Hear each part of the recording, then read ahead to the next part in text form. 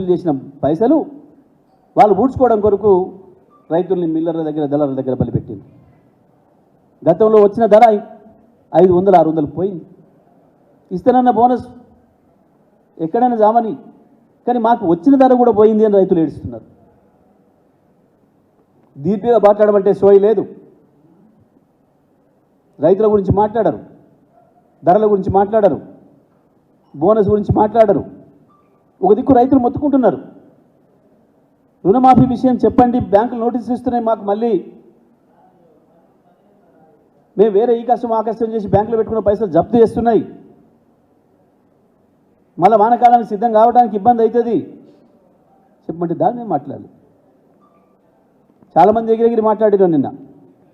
ఒకరి నోట్లో నుంచే, ఎవరిని ఒక్కరి నోట్లో నుంచి రైతు మాట వచ్చిందా, ఏమైనా రుణమాఫీ మాట వచ్చిందా, రైతు బంధు మాట వచ్చిందా, మద్దతు ధర మాట వచ్చిందా, 500 బోనస్ మాట వచ్చిందా?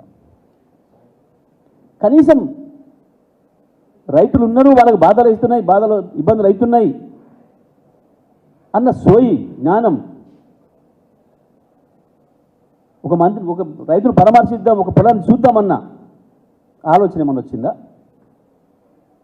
అసలు రైతులు అంటే వాళ్ళు లేరు, ఈ రాష్ట్రంలో వ్యవసాయమే లేదు, మేము దాన్ని గుర్తించాం.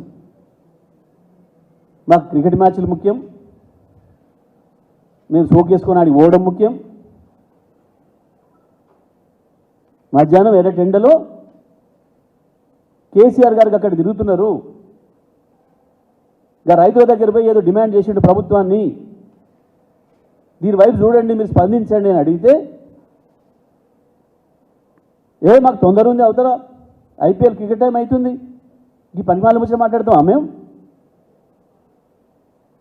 రైతులు గీదులు జాంతనాయి, మాకు ఐపీఎల్ ఆలస్యం అవుతుంది, నా ముఖ్యమంత్రి మేము అందరం పోవాలి. ఇది వీళ్ళ ప్రాధాన్యత. రాష్ట్ర ప్రజలందరూ కూడా విజ్ఞప్తి చేస్తూ ఉన్నారు, రైతాంగాన్ని విజ్ఞప్తి చేస్తూ ఉన్నాం. ప్రజలారా ఒక్కసారి చూడండి, కేసీఆర్ ప్రాధాన్యత ఏందో, రైతుల గురించి కేసీఆర్ బాధ ఏందో, ఈ ప్రభుత్వం యొక్క తాపత్రయం ఏందో, ఈ ప్రభుత్వం యొక్క ప్రాధాన్యత ఏందో, ప్రాధాన్యం ఏందో ఒక్కసారి గమనించండి. ఇది వాళ్ళ ఈ ప్రభుత్వం నైజం. ఏంది వాళ్ళ అహంకారం?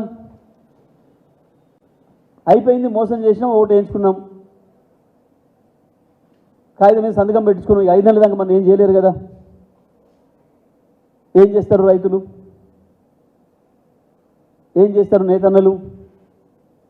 ఏం చేసినా 5 నెలల దాకా అవకాశం లేదు, కాబట్టి మేము ఇవాళ నుంచే మొదలు పెడతాం దోసుకోవడం. అయ్యాలైనా గదే, ఇవాళైనా గదే, గిదే అరిస్తారు, గిదే పోతారు. ఏముంది వీళ్ళతోని? ఇది కదా మీ అహంకారం. జేబు దొంగల్లాగా, పగటి దొంగల్లాగా ఈ రాష్ట్రాన్ని దుర్మార్గంగా పరిపాలన చేస్తున్నారు. అన్నీ మొదలైనవి. ఆనాడున్న అరాచకాలు, 2014 ముందున్న అన్ని అరాచకాలు, పోకిరీల అరాచకాలు, దోపిడి దొంగలు, జేబులు కత్తిరించేటోళ్ళు చెప్తున్నారు. వాళ్ళే పిక్ పాకెట్లను పట్టుకుంటే ముఖ్యమంత్రి జేబులో కత్తెర పెట్టుకుని తిరుగుతున్నాడు, నన్ను పట్టుకునేది నేను అంటున్నాడు. ఇది మీరు నేర్పుతుంది, ఇది ప్రజలకు.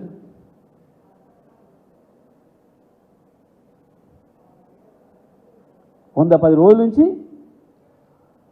కేసులు పెడతాం, జైల్లో పంపుతాం. ఏం పంపుతారు? మీ ముఖం పంపుతారు. గత 10 సంవత్సరాల కాలంలో ఒక్కరోజు ఎప్పుడైనా కేసీఆర్ గారి నోటి నుంచి కానీ, మిగతా మంత్రుల నోటి నుంచి కానీ ఒక కేసు గురించి మాట్లాడినామా ఎప్పుడైనా? ప్రతిపక్ష నాయకుల మీద కేసు పెడతామనో, అది జైలు పంపుతామనో, ఇంకోటి చేస్తామన్న మాట వినరా ఎప్పుడైనా ప్రజలు ఈ రాష్ట్రంలో?